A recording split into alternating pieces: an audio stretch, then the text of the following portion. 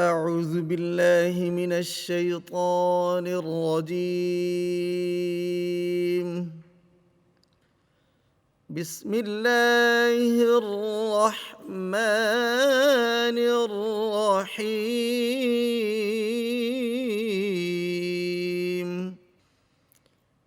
مثل الذين ينفقون أموالهم في سبيل الله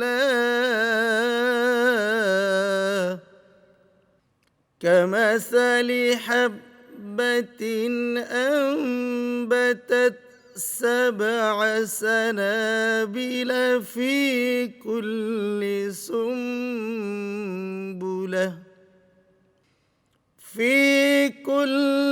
سنبلة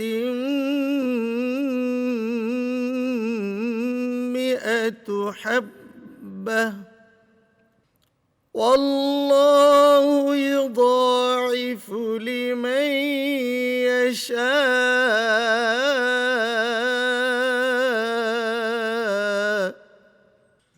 والله واسع عليم.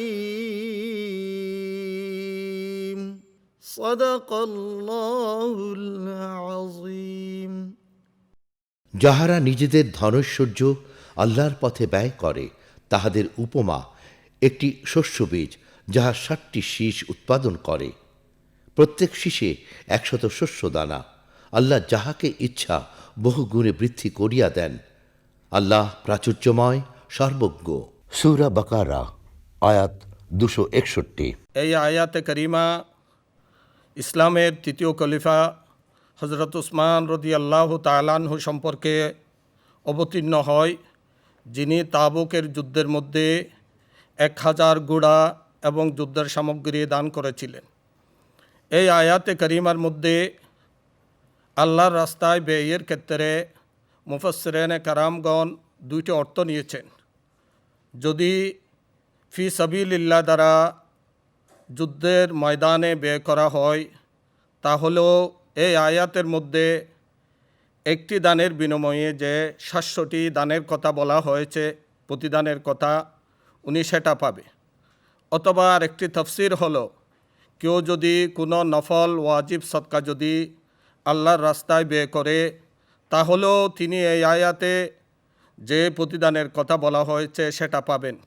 কিন্তু অন্যান্য যে ইবাদতগুলো রয়েছেন সেগুলোর ক্ষেত্রে একটি ইবাদতের বিনিময়ে আল্লাহ পাক রব্বুল আলামিন 10টি নেকি দিবেন, যেটা কোরআনে কারীমের মধ্যে রয়েছেন মান জা বিল হাসানাতি ফালাহু আশরু আমসালিহা।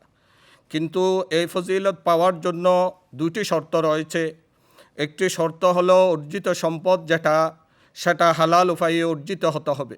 দ্বিতীয় নাম্বার যে বিষয়টি, সেটা হলো আল্লাহর সন্তুষ্টির জন্য সম্পদ আল্লাহর রাস্তায় ব্যয় করতে হবে।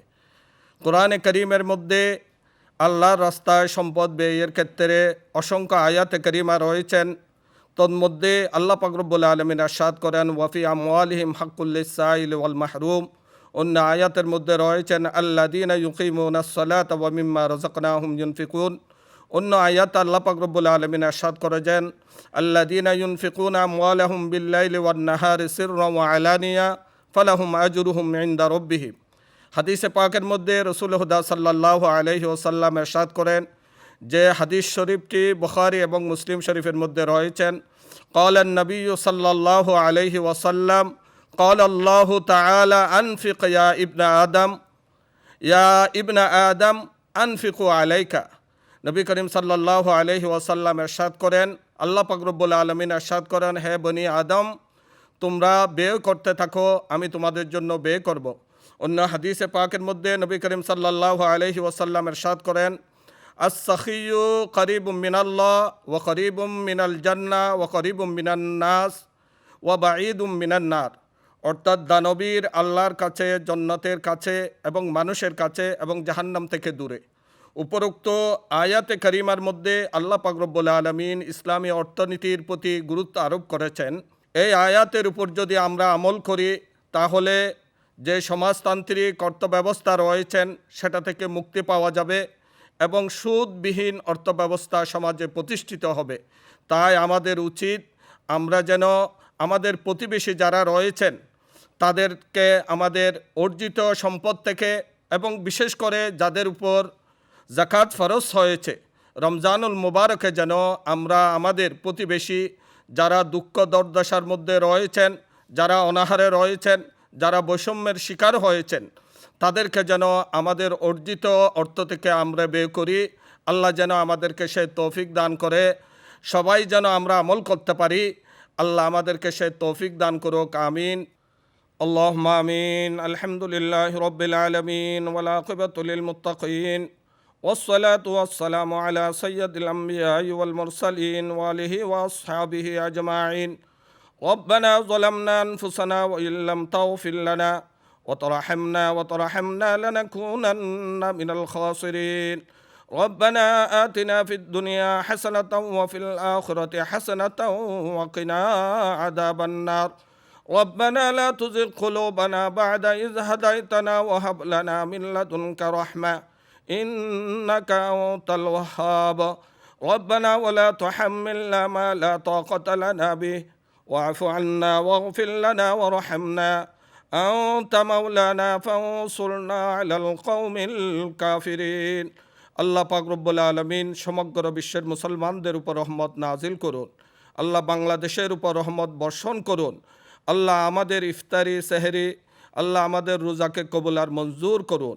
আল্লাহ আমরা যেন যারা আল্লাহ এই দেশের মধ্যে রাষ্ট্র পরিচালনার দায়িত্বের মধ্যে রয়েছেন তারা যেন এই দেশকে একটি সুখী সমৃদ্ধি এবং উন্নত রাষ্ট্রে পরিণত করতে পারে সে তৌফিক দান করুন।